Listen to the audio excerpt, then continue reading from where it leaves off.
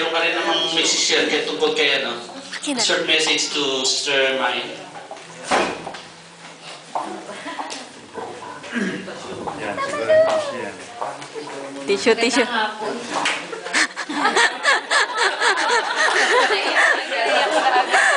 Bigyan mo kasi ng tissue. Ay, kasi si Kuya nagbibigay ng tissue.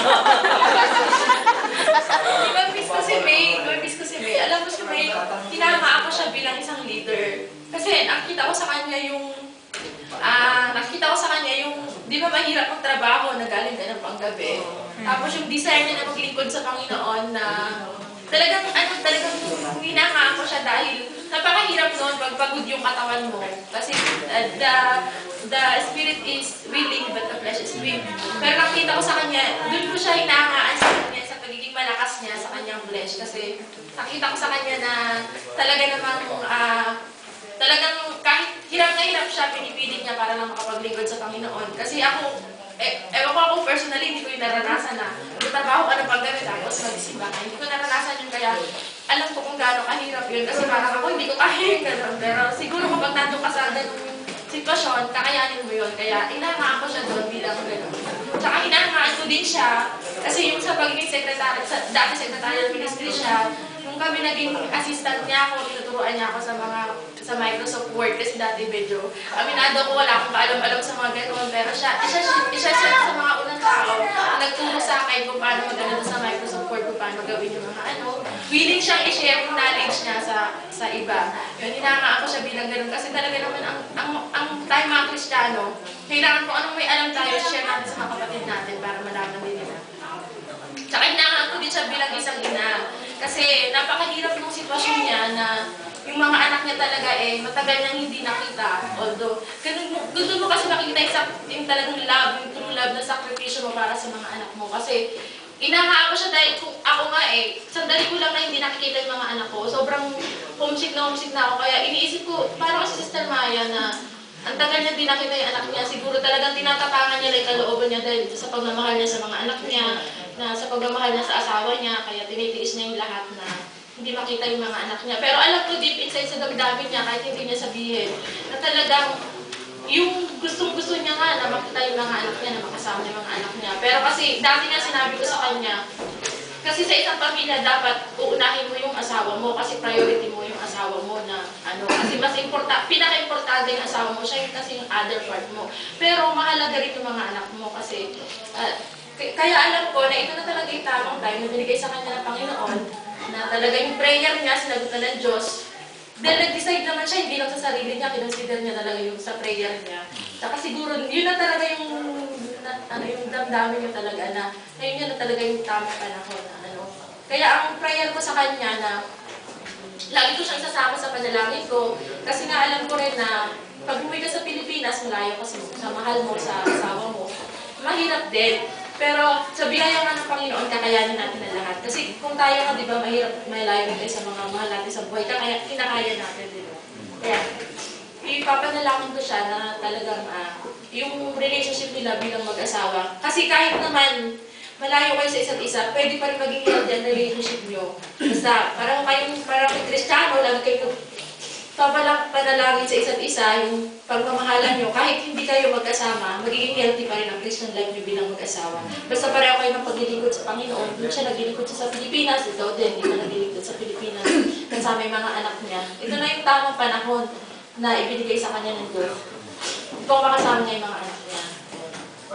Saka yun, wala kayo bang masabi, woman of faith siya talaga naman.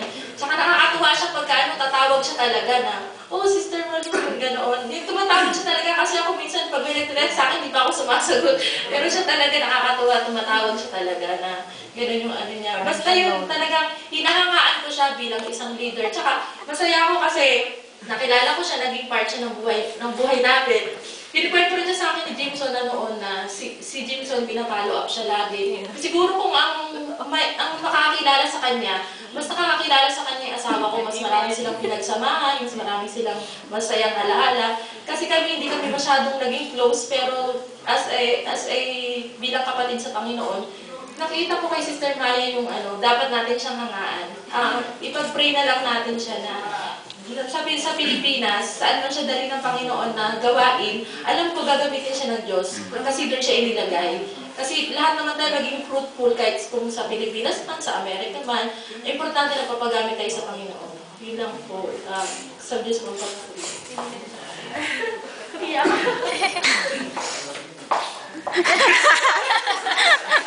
Talaga nga naman na hindi mo maiwasang malunga sa kasiyahan, hindi doon sa kalungkutan dahil na sa napakagandang karanasan na nakasama mo yung kapatid.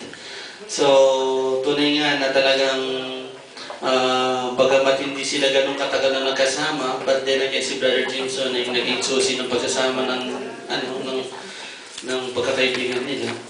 So anyway, Sister, siguro ating mga kasama si Sister Grace at saka Sister Mer, would you like to share something para lang sa or encouragement, word of encouragement? Si Kuya George. Lalo na nakasal ka na at Makaiiyak pa ako.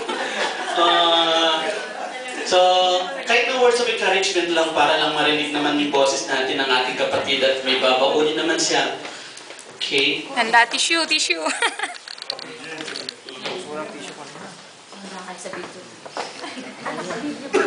Opo. Caught in the act. Para po kay Ate Maya, nilibdib ko.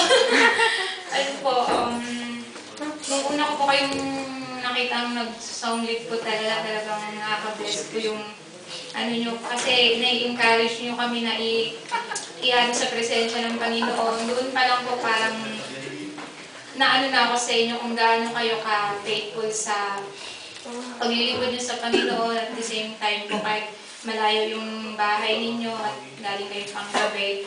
Talagang nag-i-effort po talaga kayo sa ano kung gaano po pa dedicate yung puso ninyo para sa paglilingkod sa Panginoon. Ano ko lang po, prayer concern ko lang po sa inyo na sana po magpatuloy kayo sa paglilingkod sa Panginoon na higit po sa lahat, maging blessing din po kayo sa family ninyo doon sa Pilipinas at magamit din po kayo doon.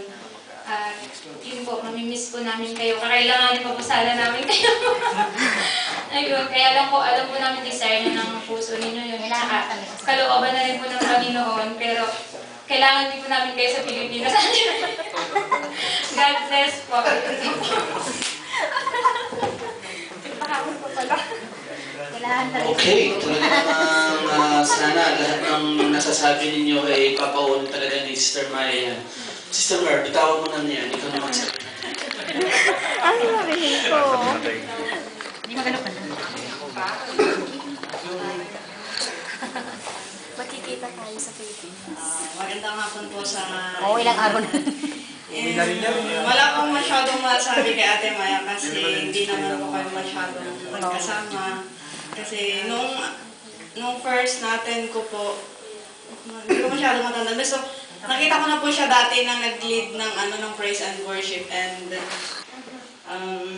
nakaka-bless naman po siya talaga kasi nung una na nagtataka ko nung bagong join ako sa music ministry, isa rin po siya sa mga encouragement and noong medyo nagtagal-tagal parang nawawala siya. Hindi ko alam kung bakit. Tapos yun, nalaman ko pala na gano'n pala na lagi pala siyang panggabi and yun, nagpapasalamat ako sa Panginoon dahil nakita ko rin sa kanya yung kung paano siya magsilbi sa Panginoon, kung paano niya binigay yung time niya sa Panginoon at nakaka-bless nga talaga dahil kahit gano'n na lagi siyang panggabi and naibibigay pa rin niya yung time niya sa Panginoon.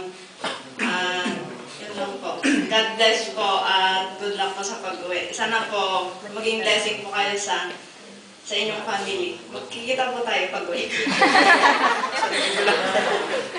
Definitely, sasabay ka sa kanya sa'yo.